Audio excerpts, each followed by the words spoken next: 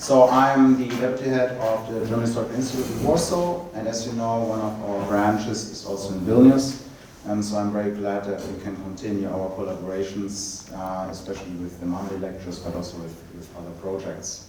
I'm also here because we just hired a new head of our branch in Vilnius, and that is Povilas Mikavičius. So Povilas, please come over here. So Povilas just started in February.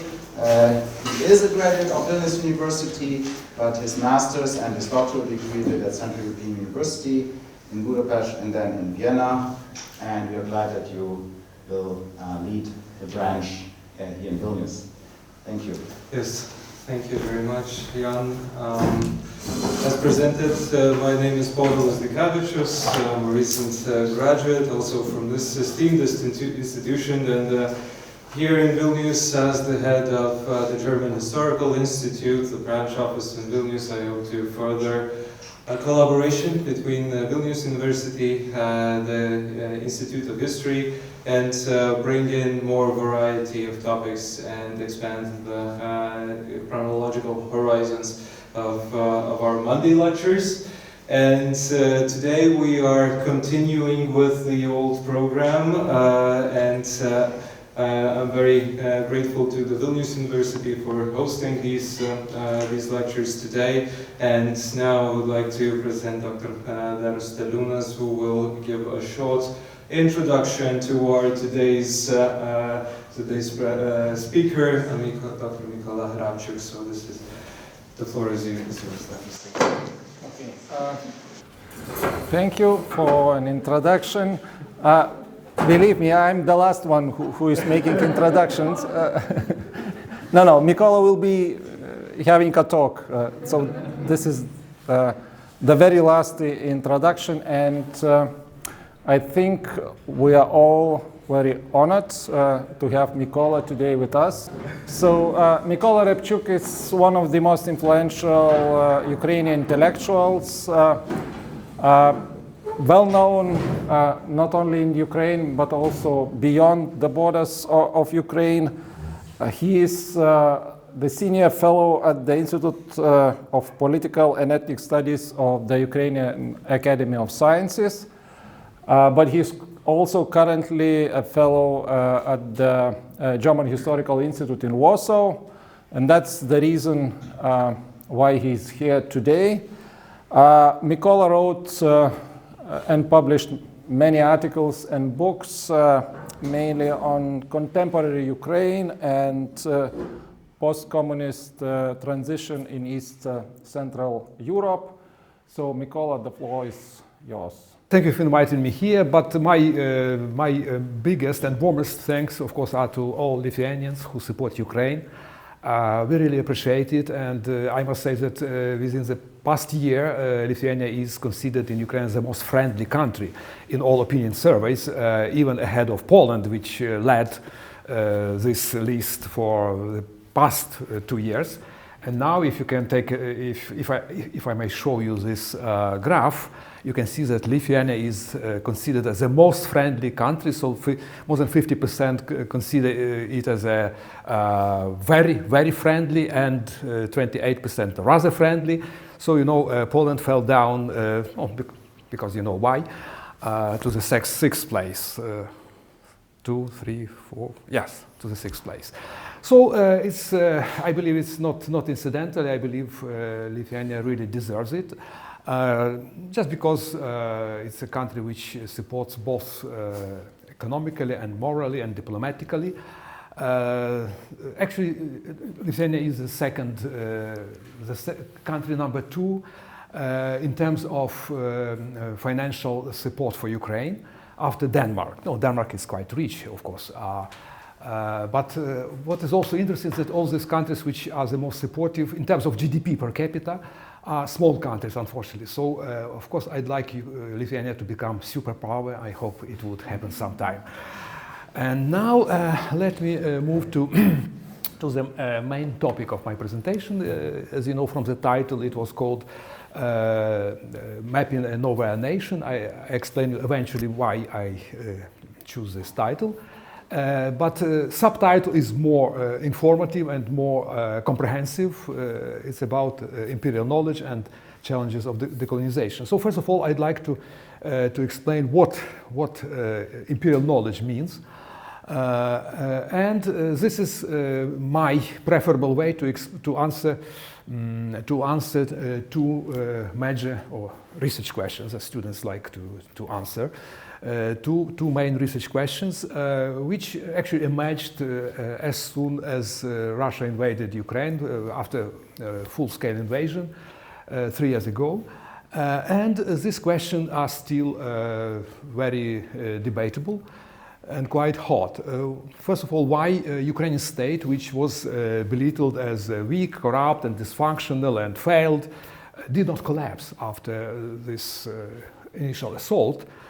And secondly, why Ukrainian society, which is also depicted as divided, as conflicted, allegedly balancing at the edge of a civil war, why it did not split, but on the contrary appeared to be quite consolidated and rallied around the flag quite successfully, more united and more consolidated than ever before. So why these two questions remain so obscure and so unclear, not only for Russians, because of course they invaded because they believe that it's true that Ukraine is almost failed state and Ukraine is divided, so of course they had huge hopes that they would succeed vis-a-vis this failed state. But also this point of view was also largely shared by most Western countries.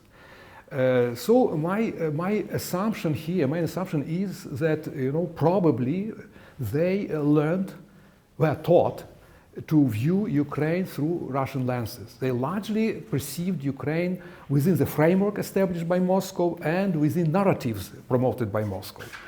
Why this happened and how this happened, actually this is the main topic of my research. I hope to produce a book about this. So far I present just some thesis, some hypotheses in this presentation. And so first of all I'll define how I understand this main term of my presentation, imperial knowledge.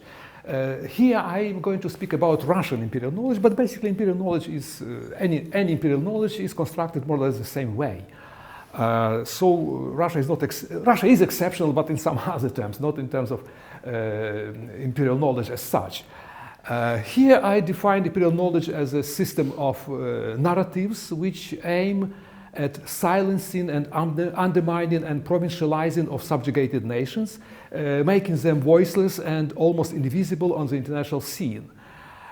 Empire monopolizes the right to speak on their behalf. Empire decides what they want and who they are. Moscow knows much better that Ukrainians are not Ukrainians but just Russians with some perverted consciousness. And also another function of imperial knowledge is also to embellish, to gentrify, to promote empire, to make it to look much better than it is. So imperial knowledge has two different functions: positive vis-a-vis the empire itself, and negative vis-a-vis all these colonized people. This knowledge, as I'm going to argue, was produced and disseminated by powerful imperial institutions since early 18th century, since establishment of the Russian Empire. And it's strongly influenced Russian media and academia and mass culture and high culture and common wisdom in general.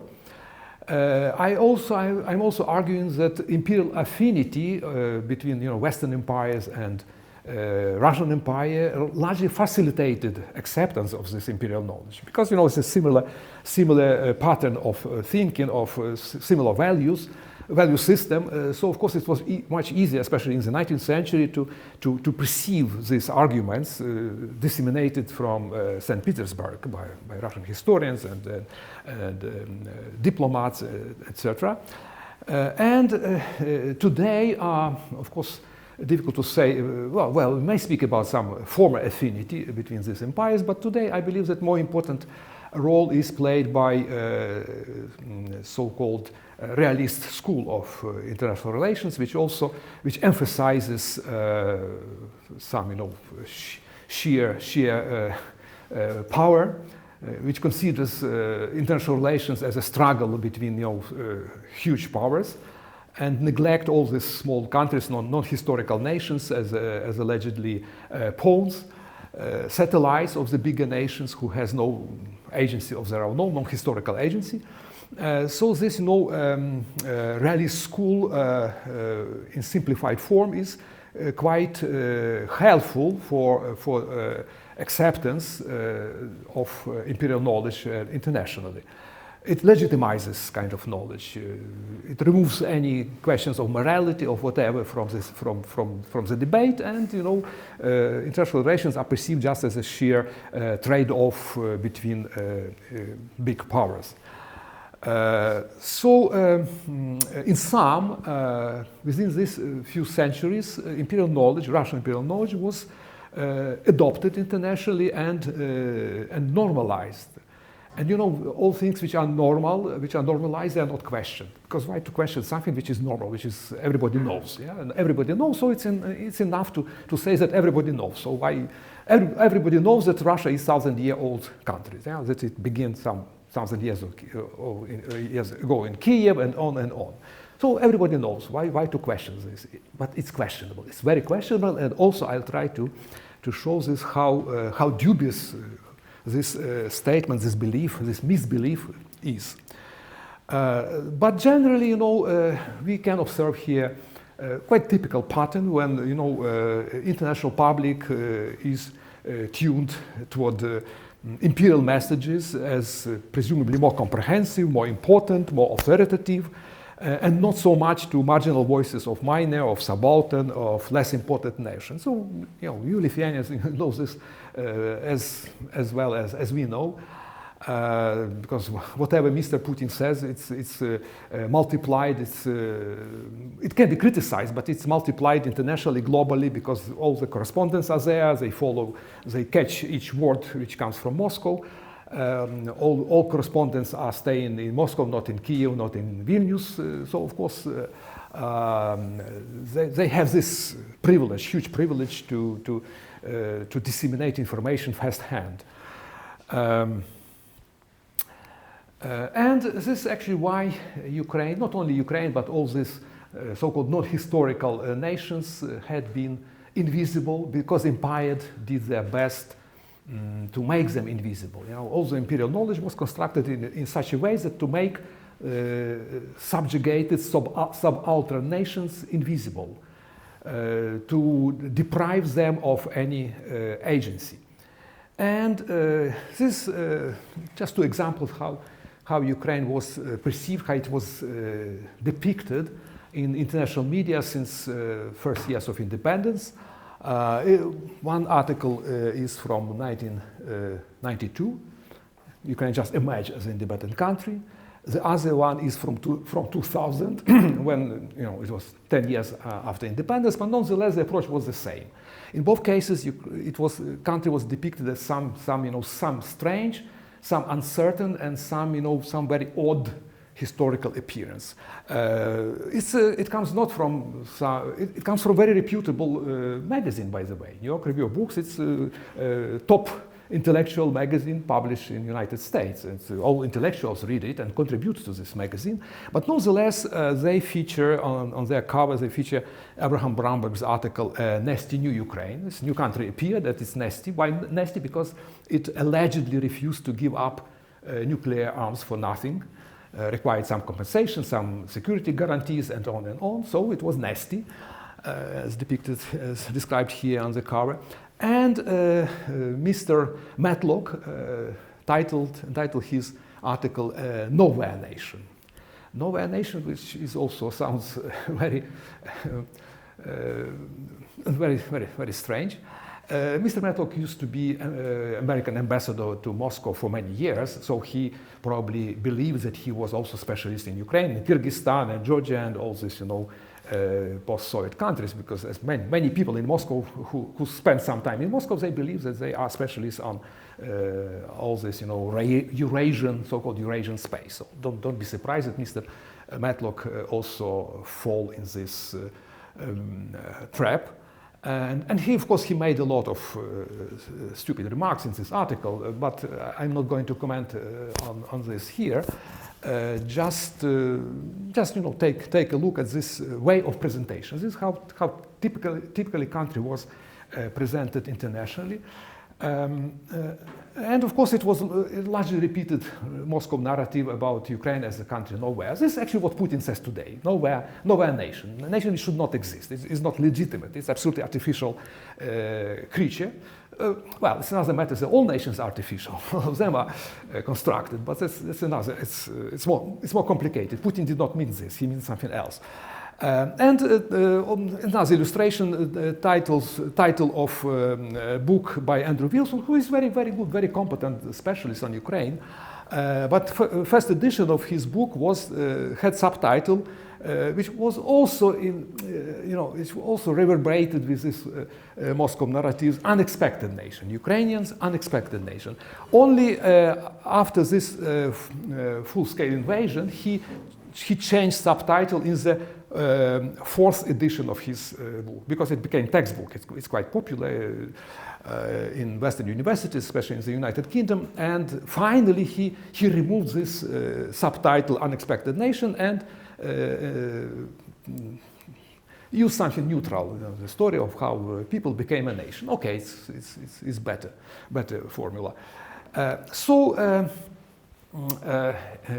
sum up this introduction, the net results of this tendency to perceive Ukraine and the entire Eastern Europe through Russian lenses was, of course, disastrous for both these nations and, to some degree, in a way, also for Russia itself.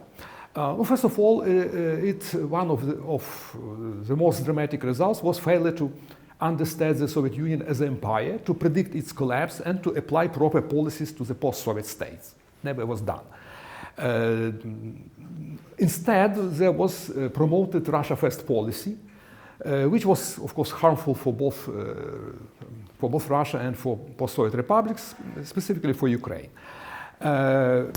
Western appeasement, that is, which means reluctance to call a spade and to call a chutzpah.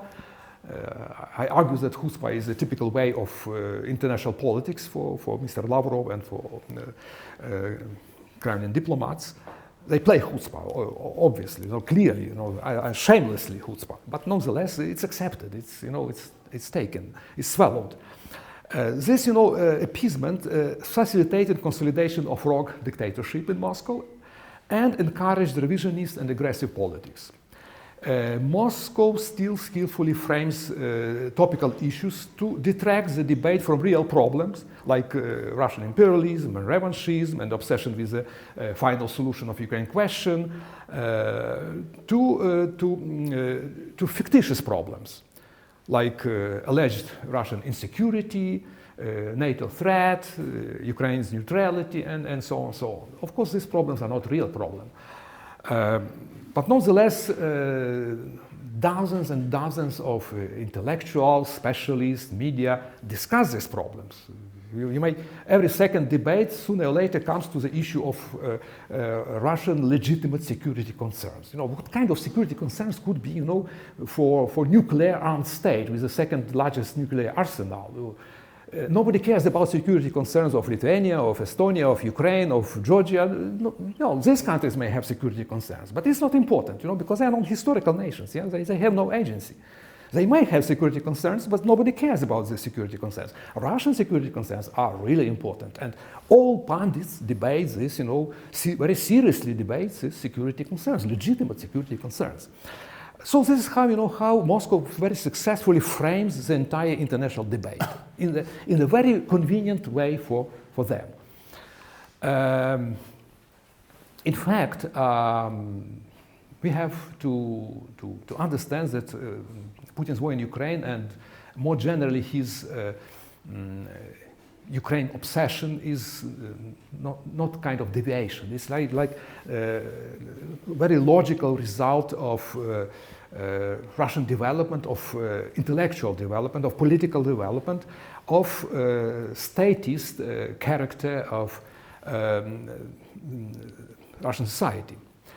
Of course, psychological peculiarities of today's Russian leader, dictator, played some role, as well as some international contingencies. They were important, of course. They influenced, they contributed to today's war.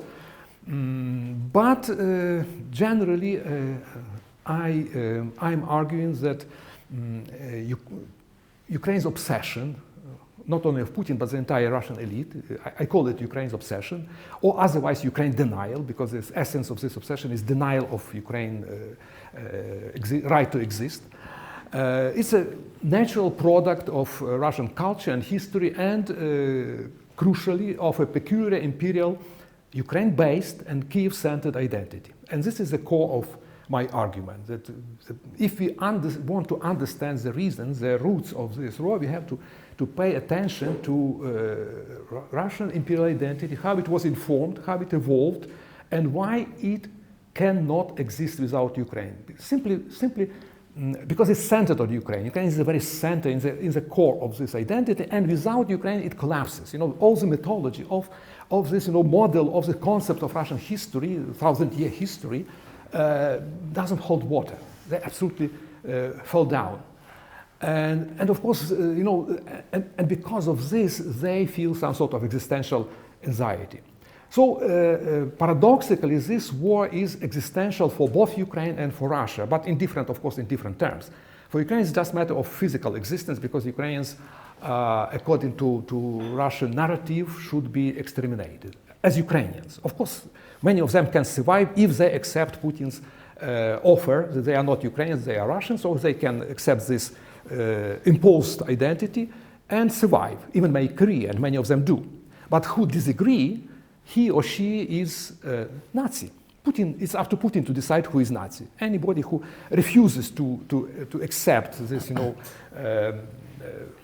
Putin's version of Ukrainian identity as non-Ukrainian, but as some Russians who forgot who they are. But Putin reminds them that you are Russians.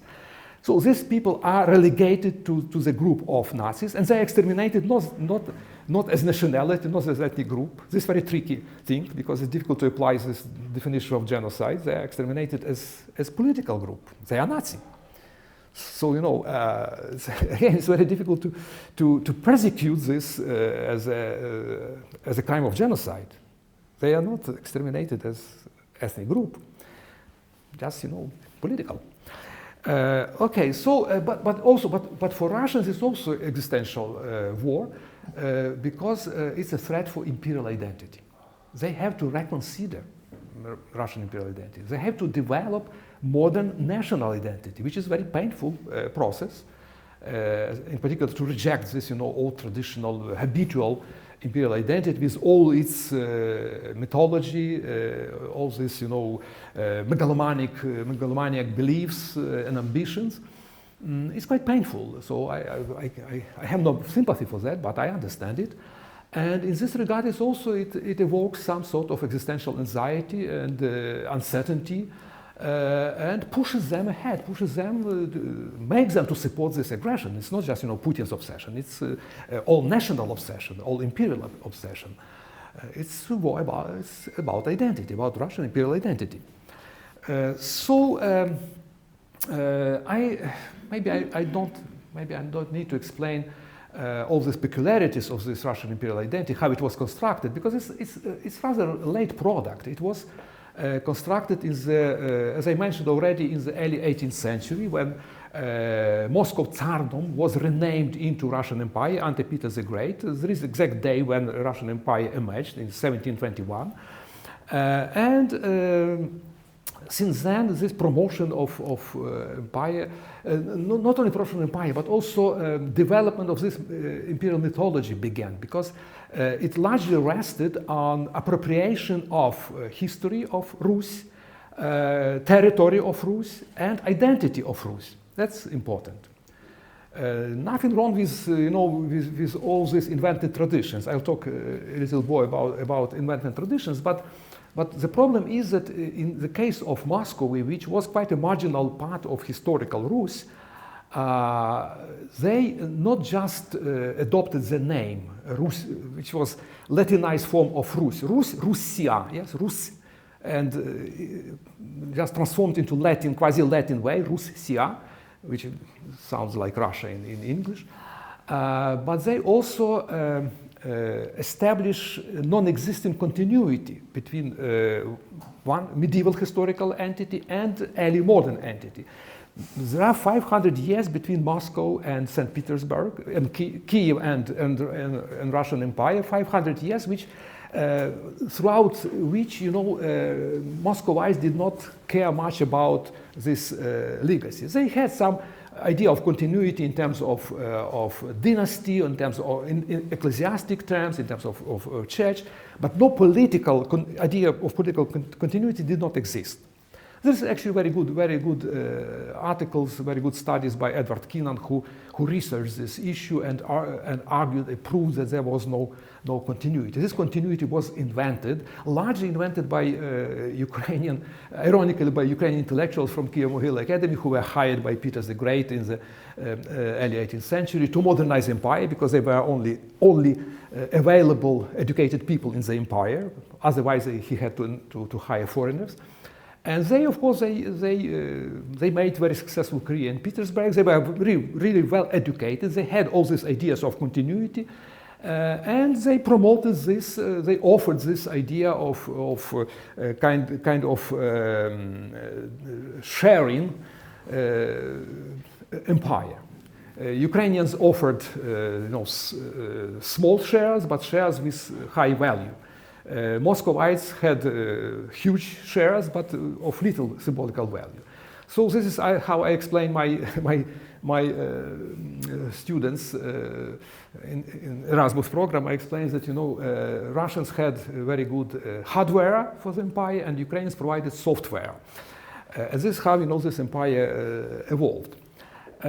But generally we have to understand that it was very late phenomenon. It was phenomenon which really was developed throughout the 18th century. This idea of continuity was as political continuity. I'd like to emphasize political continuity, because of course there were some claims for patrimony, because this land belonged to my father's grandparents, so it probably should be mine.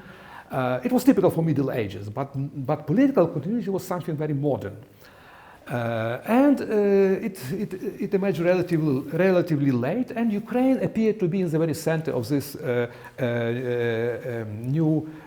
newly acquired identity and history. So history was appropriated. This, all the history of Rus, which by renaming, it was difficult for Moscow. It was very difficult to claim Rus history as Muscovite, because Moscow was a relatively marginal part of Rus. But after renaming, it was much easier, because Rus and Russia and all these people are Russians, and Ukrainians, Belarusians call themselves Ruthenians. So it worked very well. Also, they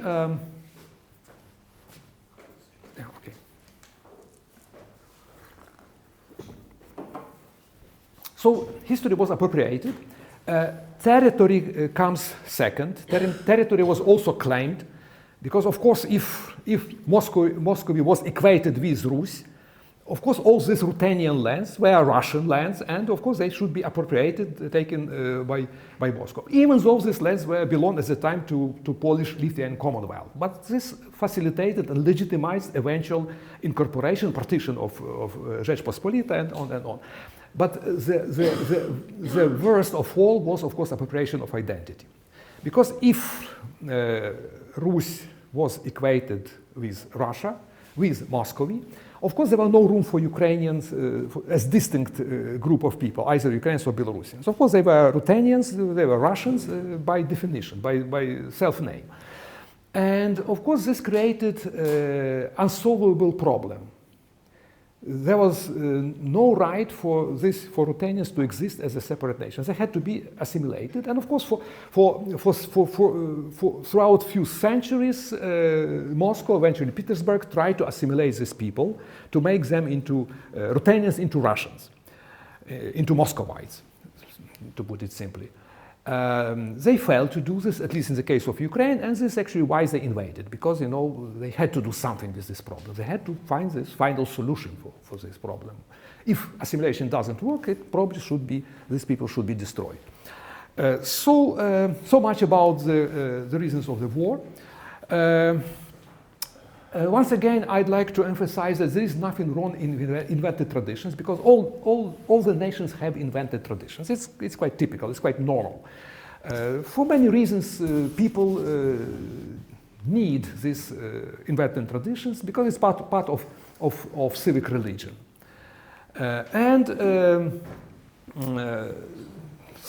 Invented tradition is defined here by Hobsbawm. I strongly recommend you this book. It's my beloved book, this collection of essays by Eric Hobsbawm with his colleagues. He defines it, invented tradition, as a set of practices normally governed by overtly or tacitly accepted rules and of ritual or symbolic nature, which seek to inculcate certain values and norms of behavior by repetition, which automatically implies continuity with the past. In fact, where possible, they normally attempt to establish continuity with a suitable historical past. This is what invented tradition is about, and this, history as suitable past is instrumentalized in multiple ways. We may find a lot of examples, to draw many examples, how history is instrumentalized as in didactical way to teach some lessons, to explain some developments, or to legitimize some claims and some policies, or just to amuse and to entertain, which is also quite popular way of instrumentalization of history. All the nations follow these patterns to some degree, but Russia is exceptional in both the scope and intensity of such instrumentalization. It's not just instrumentalization, it's weaponization. Here you may find, I'll bring you some examples of this invented traditions. You may find monuments to a she-wolf in all Romanian cities. Big city, small city, you find everywhere. You find this she-wolf is Rome and Rome, because Romania is allegedly, at least the name is derived from Rome, yeah, from Roman Empire. But this is harmful tradition, harmless tradition. This is what is important. That's the main difference. We have to distinguish these invented traditions, whether they are harmful or harmless, whether they are toxic or just innocent. And this is a big question. Here are monuments from Visegrad, it's Czech historical, mythical figures from Czech historical mythology in the Visegrad Park. Or Ukraine, you may also find this, all these semi-mythical figures in Maidan Square, or in the bank of Dnieper River, or in Lviv monument to the king Danilo Halitsky, or to Ukrainian Duchess Olga in Kiev. So there are a lot of these, popular figures. Ukraine is no exception. It also has its own myth making. I like this in particular, this Hungarian mythology, because it's about arrival of Attila to Pannonia in the late 9th century. What is interesting here is this very famous picture by Mihai Munkaci, which was produced for Hungarian parliament at the end of 19th century, when they celebrated 1000 years of so-called arrival of Hungarians into Pannonia from somewhere, from Ural region of Eurasia. And what is interesting here is that you can see here local tribes, probably Slavonic tribes, who accept the newcomers. The painting which had to symbolize this, greater Hungary. Hungary at the time was a country which owned a lot of lands which were not Hungarian. There were Slovaks, there were Ukrainians, Russians, there were Romanians, and on and on. And the main idea was that, it was kind of peaceful conquest. Idea is which is very similar to Russian idea of expansion. Also, all these tribes were not conquered in Siberia and elsewhere. They were just, they peacefully embraced Russian suzerainty, Russian superiority. And here you can see also how the Slavs accept Attila, welcome, please welcome, and be our ruler. We are your loyal we'd like to be your loyal subjects. It's just fragment of this picture, which is very, very, very talkative. But what is important here is that in normal national mythology, all these invented traditions are usually perceived with some dose of irony. At least they can be interpreted ironically. At least they are to some degree playful. There should be some playfulness. They can be and should be questioned with humor. And this is what distinguishes, this, I would say, healthy myth-making, healthy invented traditions from toxic invented traditions which cannot be questioned, which are perceived and inserted as a Bible, as something unquestionable, as a truth. Here, my favorite example of such playfulness is famous picture by American painter, how George Washington allegedly, no, it was a real event, but there are a lot of invented details here, how he crossed the Delaware River during this war for independence. But also it's very interesting how it was how parody was produced by a contemporary American author who painted the same but in an absolutely different way. There is a space for irony. There is national myth, there is invented tradition, but also it can be questioned, it can be played around. And this is what they are doing. We have a lot of such examples in Ukraine. This even Shevchenko is questioned. Yeah, there are different ways to present Shevchenko. There's a lot of different hypostases. Or, for example, here Shevchenko is a hero of pop culture, or Shevchenko as a serious hero. All kind of Shevchenko. But in some cases, in some questions, it becomes more serious when we are coming back to this appropriation of Rus and Rus history. It's very real, very serious controversy, because for Ukrainians it's not a joke, it's a threat for their identity. It's a threat of appropriation of the entire history by Moscow and denial of Ukraine. So this is the root of Ukraine denial. Rus is equated with Russia, is history, territory, and identity is fully appropriated, so there is no room for Ukrainians. And because of this, Ukrainians, of course, are very sensitive about this, appropriation of Rus. Rus is an exceptional case. But they can play with Shevchenko, with whatever, but not with Rus. Rus is more serious. And here is a very interesting example how Ukrainian currency was invented with this, Kiev rulers, Kiev dukes, were painted here with Cossack mustaches, which was, contrary in opposition to Russian tradition. You may see also the same Ukrainian currency with traditional faces of these Kiev dukes. It's Russian way of depiction with beards. Probably historically all of them had beards. Mustaches were not popular in Middle Ages too much.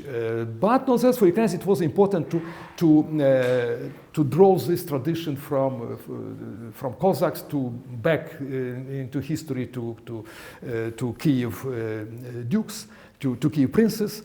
And to paint them like Cossack, like Khmelnytsky, like Mazepa, and so on. So on. It's kind of symbolical struggle between two different narratives of history about appropriation of history of Rus. What is important here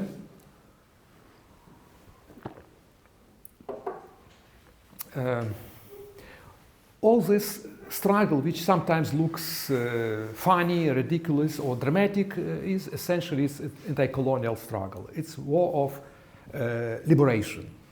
And it's actually why Ukraine fights so vehemently. Ukrainian war of liberation was not completed in 1991, like Lithuanian national liberation. It lasted for next decades. There was tacit acceptance of Russian colonial dominance, which was facilitated by Western recognition of Russian sphere of influence. And today we must understand the essence of this war. So it's not much about territory, but about freedom and about dignity and about the very existence of a nation. Of course, it means that all empires lose their colonial wars. So sooner or later it should be done. And if we frame this struggle as anti-colonial war, we would better understand why Ukrainians resist and why this war should be ended in Ukraine's favor.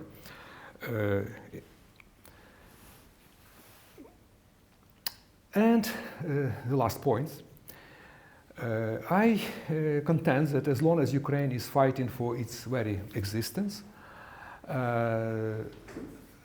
and as long as the Russian regime is preoccupied with final solution of Ukraine question, all these calls for armistice and peace and negotiations are either naive or hypocritical. I can draw parallel to also very naive calls for appeasement of another dictator in 1930s. I found very, I wouldn't say funny, it was very tragic, very dramatic piece, article in New York Times of 1934. It was second year of Hitler's rule in Germany, which argued that probably there should be some negotiations, should be some, some explanations are required and some appeasement of Nazi regime. Of course, it was not so obvious yet that how ugly that regime was, but nonetheless, it was 1934. And this article, written by American pundits, American professors from the university, they argued, literally, by hating Hitler and trying to fight back, Jews are only increasing the severity of his policies against them. If Jews throughout the world try to instill into the minds of Hitler and his supporters recognition of the ideals for which the race stands, and if Jews appeal to the German sense of justice and German national conscience, I'm sure the problem will be solved more effectively and earlier than otherwise. You may go into web and archive is there. New York Times is a full archive of New York Times. You may find this article on 15th June 1934. Unfortunately, it's the same logic which is pursued today by some Western scholars and politicians. They simply don't understand the essence of this conflict, the essence of this war, the reasons why Russians fight for and why Ukrainians resist. So the only way out is, of course, to deconstruct this imperial knowledge. It's a very difficult task. It's not so easy to do, but at least the process began. The process began, there were some attempts since 1991 when these new independent states emerged, and some people began to question, some people began to ask why Soviet Union was not seen as an empire.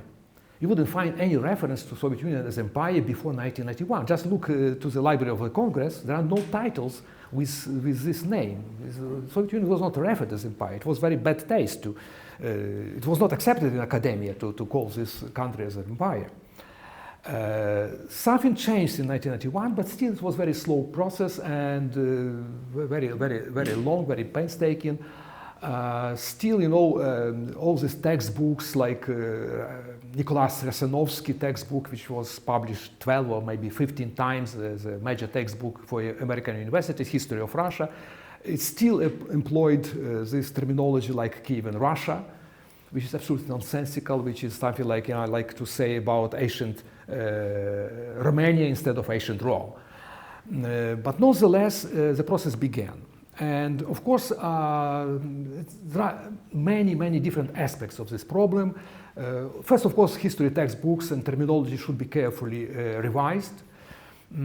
So this, propagandistic cliché should be removed. Kievan Russia absolutely should not exist. It's in academic or popular discourse. It's absolutely absurd. Russian culture should also be reconsidered, revised, not cancelled. I'm not here a staunch supporter of cancellation, but I'm arguing that popularization of this culture should be for some period of time stopped. So it's not about cancellation, it's about promotion. No promotion for the time being. As former Lithuanian Minister of Culture suggested very aptly from my point of view, just to put it into the fridge, just to put it in quarantine. He talked about quarantine. After the war, we can reconsider this. After the war, we can revise, we can produce new commentary, new selections, new canon, elaborate new canon, and so on. But during the war, we have to understand that there is no, culture is not soft power. During the war, it's also hard power. It turns out to be hard power, because it enhances symbolical power of the rogue state. Any culture, like sport, it has symbolical value. It's like a flag, and you wave this flag, and this is a flag of rogue state. This is a flag of aggressor state. So it doesn't matter whether it's good culture or bad culture, what kind of messages is there. It's a flag, and we should not ban anything. But we can appeal to the moral consciousness of editors, of theater directors, of all these animators of culture, of these people who manage cultural process. It's a matter of moral responsibility, either to promote it or not. This is my position. But we have to understand that it's not neutral, as many Westerners tend to believe. Of course, I understand they used to live in different world where culture was not etatized, like in the Soviet Union, like in Russia, where this fusion between the state and church and culture occurred. It never happened in the West. Traditionally it was separate, very different areas. But in Russia it was very closely intertwined. Politics, the state, the church, the culture, sport, everything. All these things were etatized, and this is also important.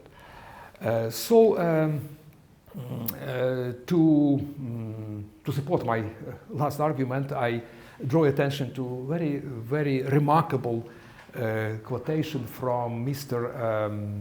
Petrovsky, who was and is director of famous Hermitage Museum in St. Petersburg, and who is also a very staunch supporter of Mr. Putin. And 2 years ago, he made very significant, very important, very graphical confession. He, in one of his interviews, he told literally, he boasted, "Our recent exhibitions abroad are just a powerful cultural offensive. If you want, a kind of special operation, which a lot of people don't like, but we are coming, and no one can be allowed to interfere with our offensive." These are the words of cultural figure, director of famous museum. But he employs terminology of Mr. Putin about special operation. Culture for him is obviously our part of our contribution to special operation. This is what many Westerners fail to understand, that it's special operation. I just, want you to be careful with all this. I had several other examples how textbooks are revised for the university. Within the past decades, actually, in academia, it's not acceptable to talk about Kievan Russia. It's true. you wouldn't find the serious academic publications in all this terminology anymore. But school books are still employ all these mythical models, mythical terminology. Here is selection of school textbooks which discuss history of Rus. And it's absolutely old style, nothing changed. 2 years ago, 3 years ago, it's still the same. Still Kiev and Russia and all the story. Again, I wouldn't bother here. I would stop here and would be happy to answer your questions. Thank you very much. Yeah, thank you, Mykola, for a very insightful talk and also for keeping to the time limit. When listening to your talk, I was writing down the analytical keywords that you used, and I came to the conclusion that students who are in great number here are familiar with all this terminology.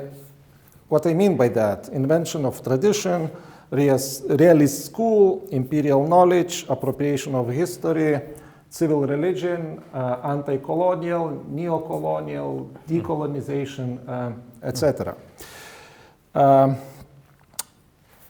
I think that there were two topics in your talk, two main topics.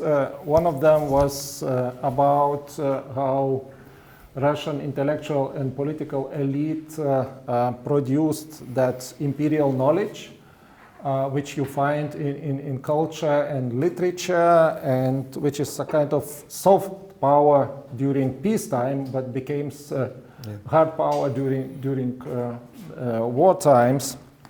And another topic, which is maybe even more important, is about the appropriation of this imperial knowledge produced by Russian cultural elite in the West. And you mainly concentrated on the question how, and I would like to ask the question why. And we can divide that question in two parts.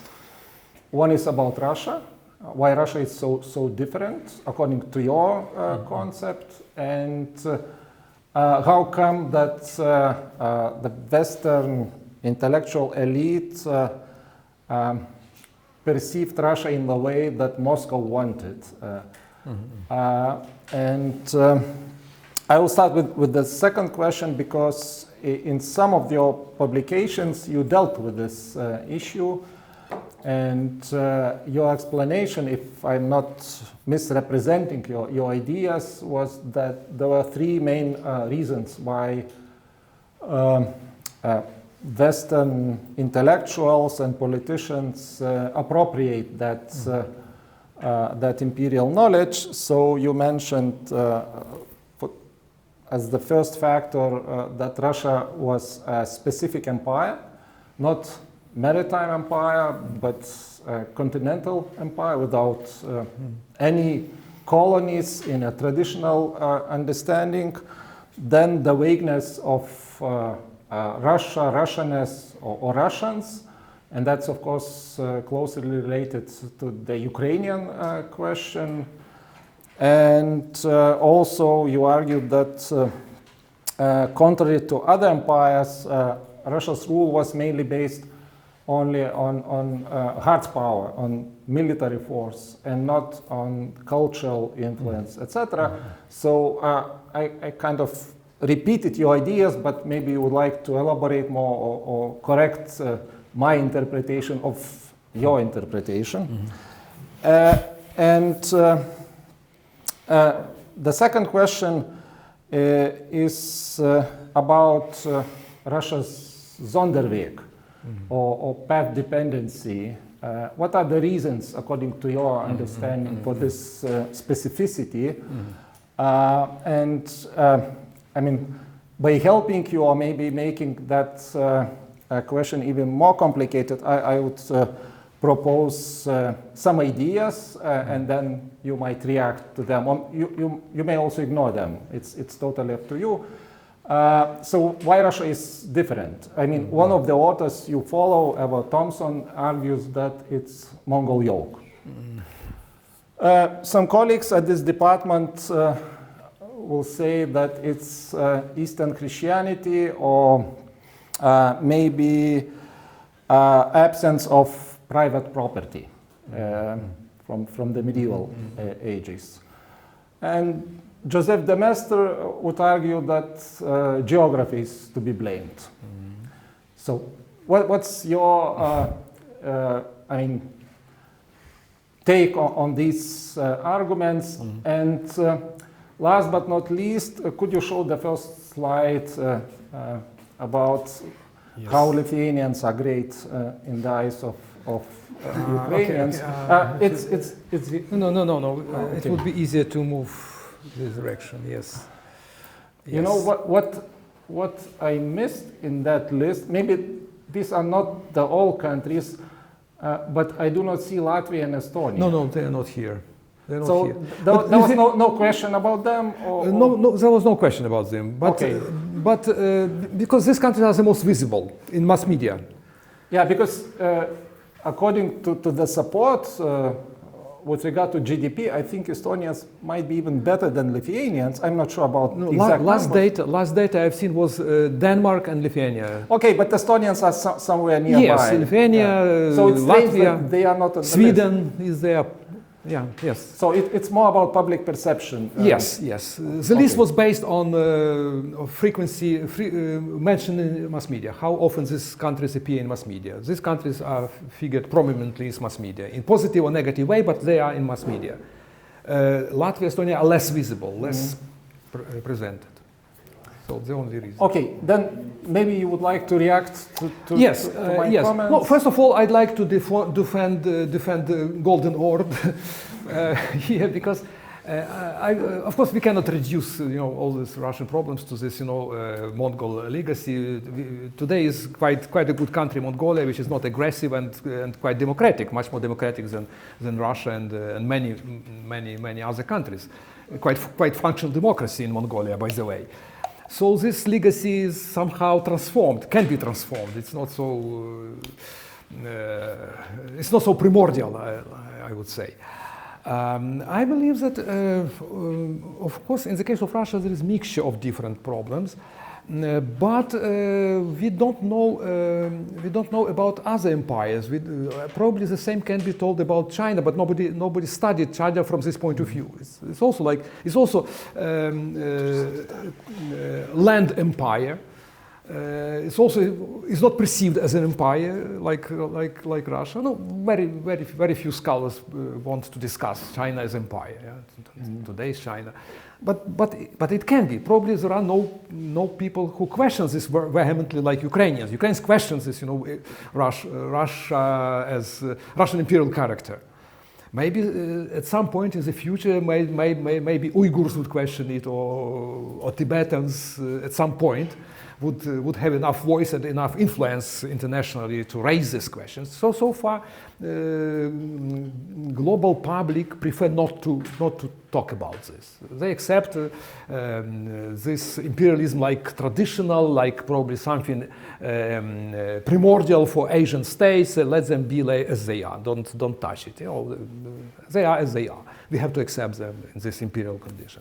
Maybe the same was also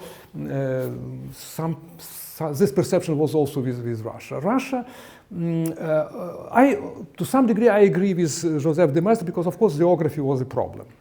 If you have such a huge territory, of course, volens nolens, you project yourself on this territory and you feel some inferiority. Why we are so huge and so poor and so backward? So there is some ambition to transform these territorial possessions into real power, into global power. If we are so huge, we should be a superpower. We should play a role in the global affairs. Not be just a country, but the country.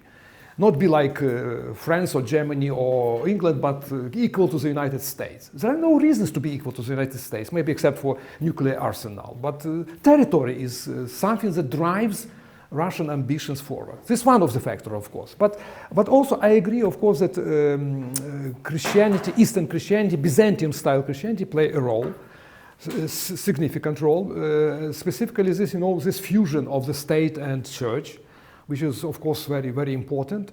At the same time, it was largely obscuring the character of the state because it made Westerners perceive Russia as a normal state because it was so Christian. It was very misleading. They recognize that China is different civilization and Muslims are different civilization, so they treated them differently. They a priori was recognized that they are different. But Russians are like us. They are Christians. They have the same, faith.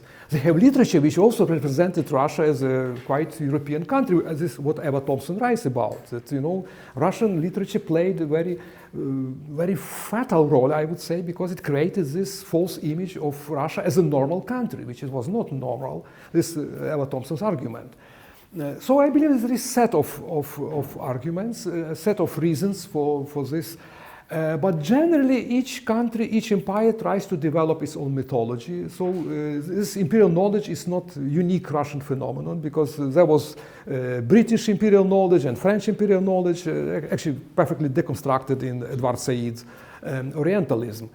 The problem is that in Russia nobody deconstructed this knowledge. That's the difference. Because in the West, all this imperial legacy was analyzed, revised, criticized, questioned.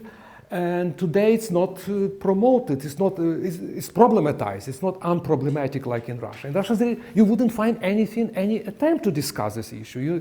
It was not seen as a they never discuss, even Russian intellectuals, even oppositional intellectuals, they don't discuss all these issues of conquest, of colonization, of subjugation of other nations, of assimilation, of destruction of multiple tribes in Siberia and elsewhere.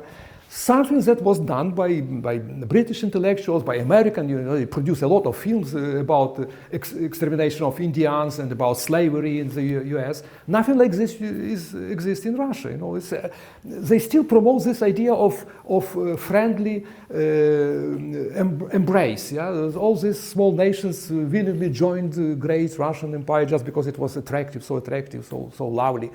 Of course, it's false. And I would say that the main guilt, as I understand Ewos Thompson, the main guilt of Russian literature is not glorification of the empire. Of course, there are some ugly texts which glorify very bad things, like these Pushkin's notorious poems.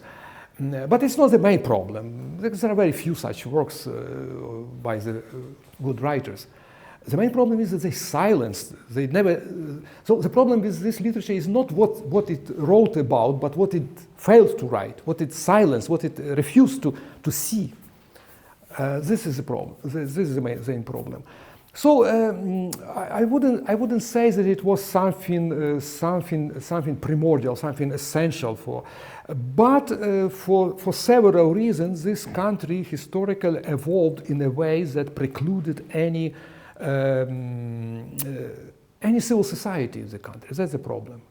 Everything was etatized. The state was the only actor which dominated the scene, including religion. And this, by the way, is a major mistake made by many Westerners who confuse Ukrainian belonging to Orthodox Church with Russian. It's the same Orthodox Church, but in Ukraine, Orthodox Church was, as you know, was not etatized. It was the Orthodox Church within the Catholic state. So it was more like Protestant Church within Catholic state. It was not official. Orthodox Church can be different. So I feel that we cannot single out any factor which determined Russian development, but together these factors, of course, were very, very fatal. And they created something that really I don't know how to entangle. It's really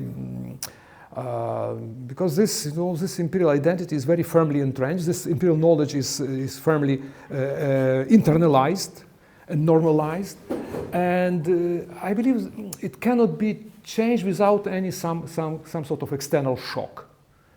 I had a hope that, the Russian defeat would be such a shock, but now this, this became more and more questionable, this issue. So it's really very difficult to answer.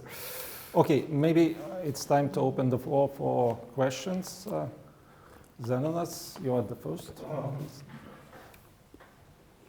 Go ahead. Well, thank you for very interesting presentation. It's pity there is no view. Well, otherwise I would like to ask you to show another time this picture, this Slavonian population greeting, Attila in Hungary. Well, actually, I have good friends among Hungarians. Well, I lived as students, as Hungarians, 2 years in one room in student hostel, and I'm just protesting on their name. They have a great reverence for Attila, but actually this, guy who led them to Pannonia was Arpad. Well, Attila was Hun, and it's a small town for Hungarians to say that they descend from Huns. There is difference in time, some 4 centuries. So Attila, then Arpad after some, 400 centuries. But just here I was speaking on behalf of my Hungarian friends, and now I want to ask something from myself. Actually, my question is about how to put in this your narrative, this episode of 20s. I mean, colonization, Ukrainization policies, because if there were no such policies, maybe the borders, especially eastern borders of Ukraine, would take some different configuration.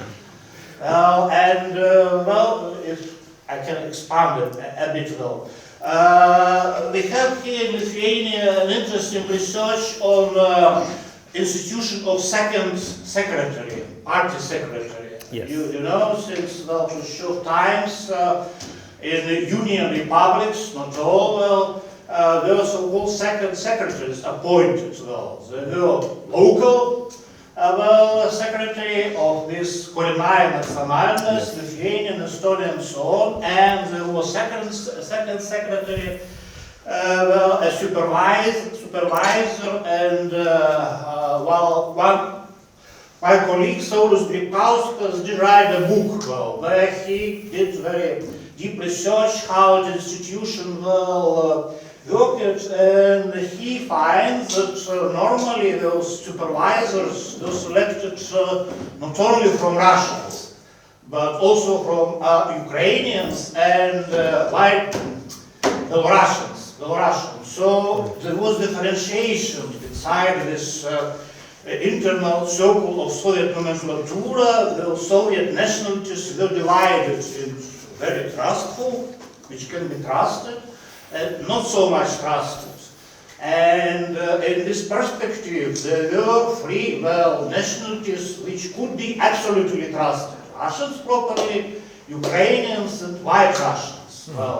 And of course, you know this question about mixed ethnic identity of Nikita Khrushchev. Was he Ukrainian, was he Russian, and so on.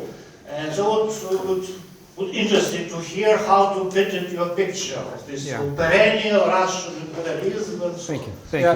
Before I give you the floor to answer, I will protest the terminology you used. Yes. Because you said white Russians, I mean, it's very offensive, I think. Belarusians. White Russians, yes. It's not from Belarusians. It's not from Russia, it's from Belarus. Okay. Mykola. Thank you.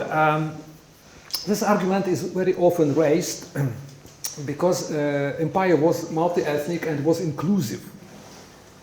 This is fundamental difference of Russian Empire from British or French. It was inclusive.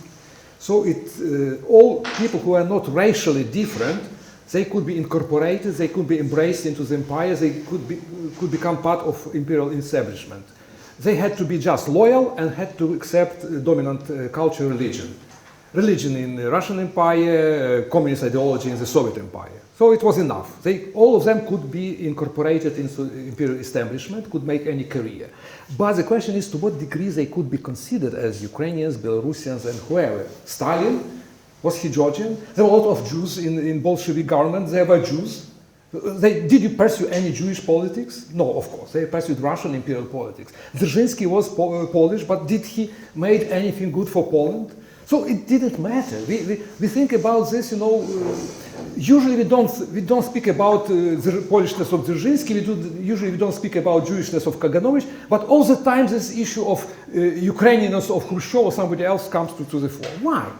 So why Ukrainians of Khrushchev is important, and Polishness of Dzerzhinsky is not, Georgian Stalin is not, Jewishness of many leaders of Bolshevik party are not important. It's not discussed because it's not important. And in Ukrainian case, it's also not important. These people were accepted into the Russian establishment to a degree they abandoned their Ukrainian identity, except for maybe, you know, embroidered shirt. That's everything, and some, you know, some Ukrainian songs with Horinka. That's all. Everything was allowed there. And non-incidentally is that all the Ukrainian elite after 1991, it was largely Soviet elite, was Russian speaking. Of all 6 Ukrainian presidents, only Yushchenko was Ukrainian speaker, probably because he was American wife and she did not Russian. So, you know, we have to understand this, you know, colonial legacy. It was fundamental colonial legacy. Yes, Ukrainians were promoted, but just because they could become very easily assimilated and become more Russians than Russians. And today there are a lot of Ukrainians in Putin team. So little surprise. And the second question about this, you know, policy of Koreanization, as you mentioned, indigenization of 1920s. There were many reasons to launch this policy by the Bolsheviks. First of all, they were dogmatic. They had this idea of global revolution. They had to promote global federations. They had to establish this show window of very nice communist federation to attract people from other countries to join this global Soviet federation with the center in Moscow, at least as long as they believed in this global revolution. That was one reason. But secondly, they had to make some concessions. They were weak after revolution, after Bolshevik revolution. They did not dominate the entire space. They had to attract at least some, you know, leftist people of other nationalities. So they flirted with them. And they had to offer them something. They attracted a lot of Ukrainian communists, of Ukrainian socialists, just because it was a chance for them, you know. For the first time, Ukraine was recognized as nationality, Ukrainian language was recognized. So it was a very short period when they made some concession. It was forced. It was very tricky concessions because, nonetheless, all the dominant real power institutions remained under strict, very tight Moscow control. They nationalized Ministry of Education, of Culture, something like this, but the army remained Russian, strictly controlled by Moscow. Security service remained strictly controlled by Moscow. So all this real power remained very firmly in Moscow's hands. So it was largely a show window indigenization. Of course, it played a role.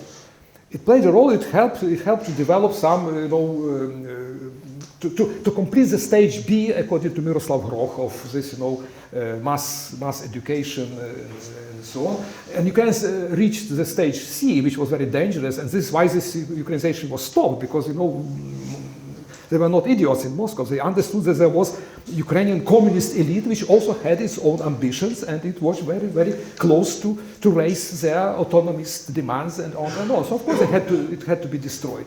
So we have to understand this process historically. It was, of course, it was very complicated, but we should not buy it at face value. There was a lot of very tricky politics involved in this process, in these concessions, and we know the end of this story. We know that all this indigenization was crashed completely. All these people were eliminated, and by the year 1937, not a single member, even of Ukrainian former member of Central Committee of Communist Party of Ukraine, survived. All of them perished. So much about Ukrainization. If I may add to this, I think your question exactly supports Mykola's argument. I mean, the one about second secretaries, because it's actually the imperial legacy to perceive Belarusians and Ukrainians as Russians. So, in that sense, they were potential Russians or almost Russians, and that's why they could be appointed to this position. Yeah.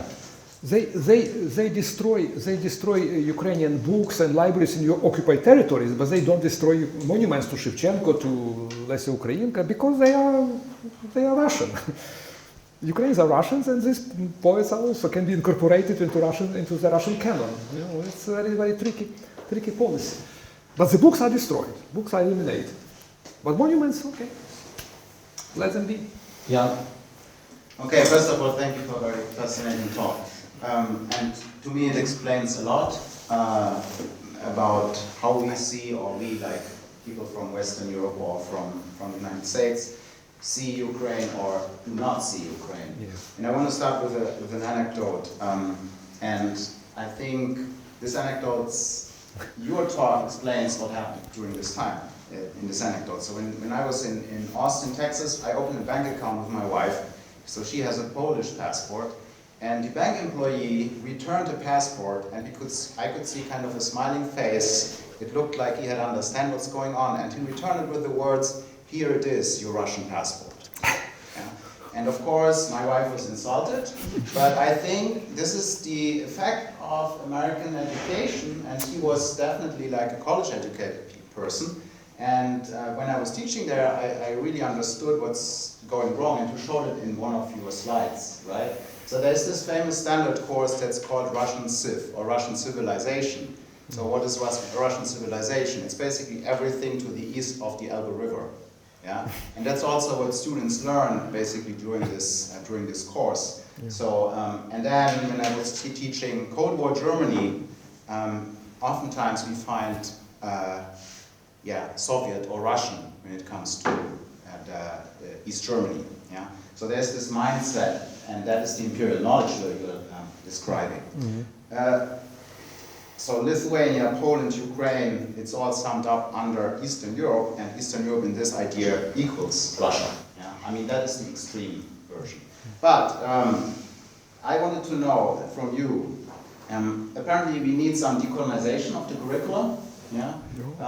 That seems to be pretty clear. But I wanted to ask you, isn't the image you're painting here a little too binary? Yeah?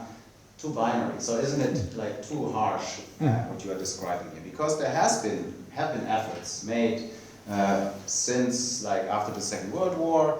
There is not only chairs of Russian history, but there's also chairs of Polish history, Eastern European history. There's Ukrainian studies with some centers, Harvard, for example, and also especially in Germany, with many Eastern European chairs at universities. It's not necessarily a focus on Russia, but it's also a focus on the peripheries of the Soviet Empire and of the former Russian Empire. So I wanted to ask you, these efforts, were they simply not enough, or what is the problem here? It seems like there is nothing like this existing from what you described, but I think there is something, and maybe it's not enough. Mm-hmm. Oh, first of all, thank you for this very nice anecdote. For me, it's a very good example that this episode was quite innocent. It doesn't matter much in normal situation. Well, the person confused passport, Polish, Russian, Ukrainian, whatever. But this lack of knowledge, it facilitates more serious things. It facilitates perception of all kinds of Russian lies and disinformation because of this ignorance. Because this specific case, of course, is innocent, but it's very helpful for in a bigger picture. It promotes penetration of Russian disinformation.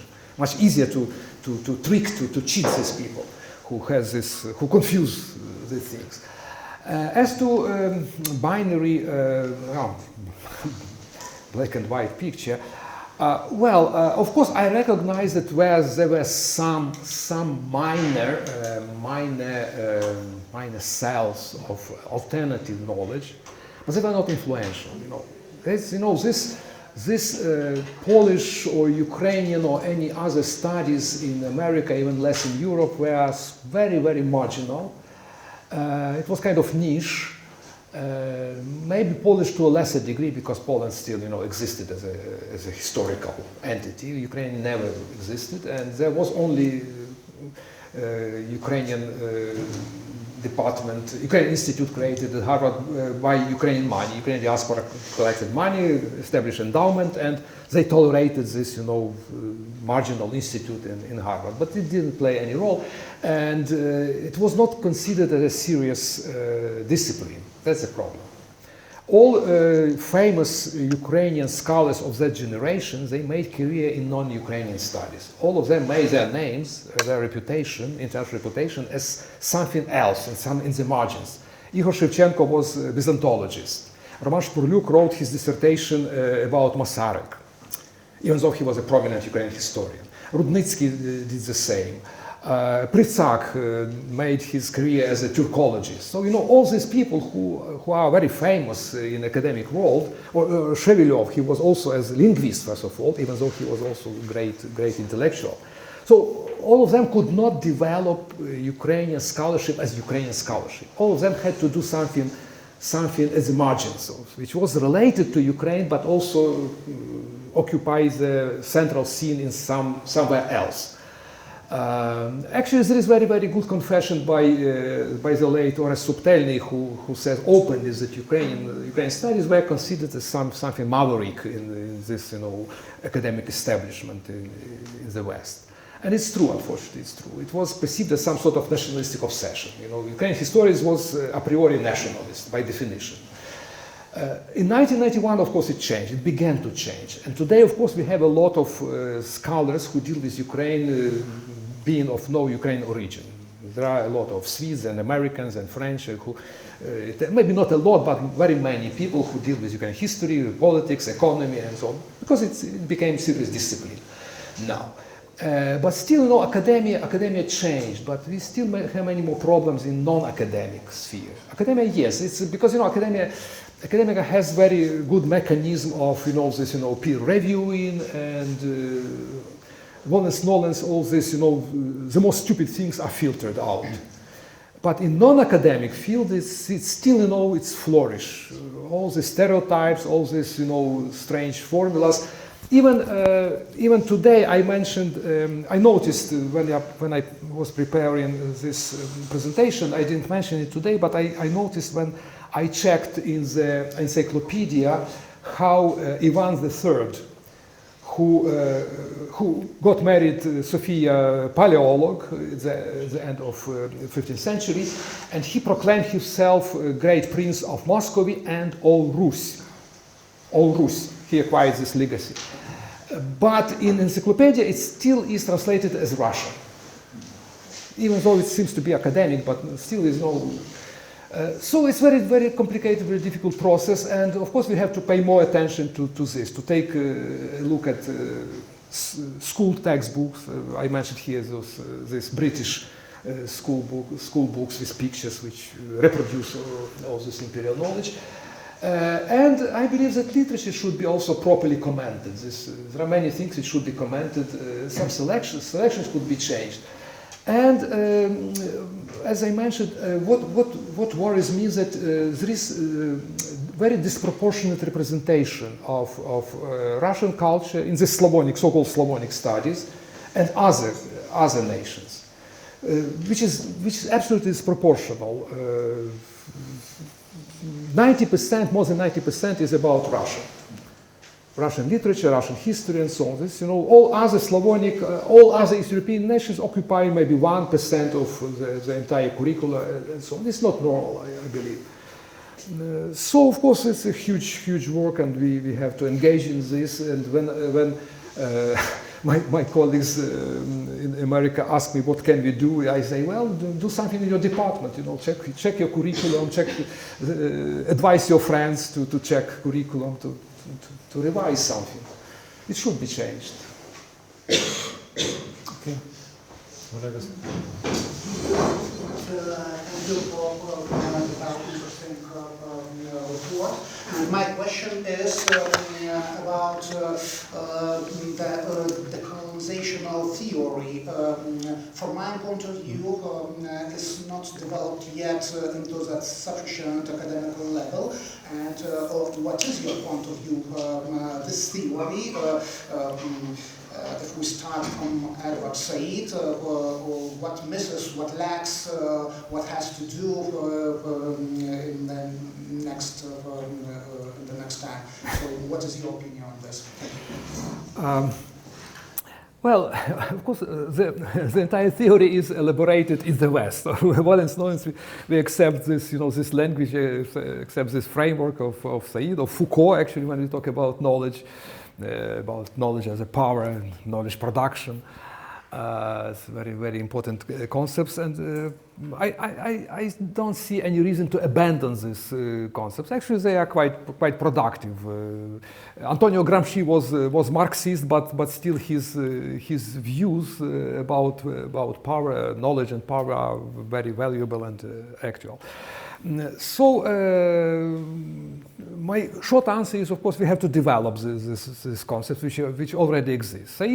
Said actually, he apologized in foreword to his book that he did not know enough Russian literature to deal with. So he recognized the problem that Russian literature should be also analyzed in the same way as he analyzed French knowledge and British knowledge. But he was limited by lack of his own acquaintance with Russian. But he suggested that it should be done. And Ewos Thompson did it, but again she made several mistakes which were used against her and to compromise not only some specific moments but also the entire Ewos Thompson. I happened to read some reviews which were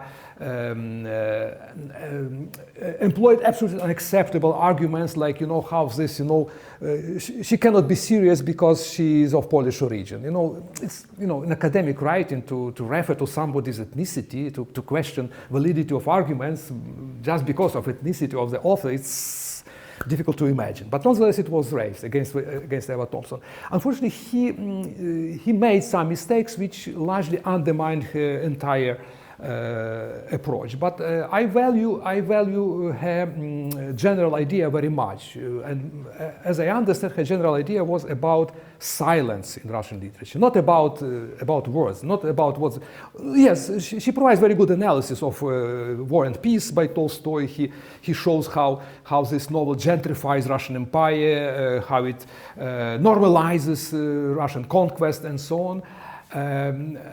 But the main argument is that this literature silences a lot.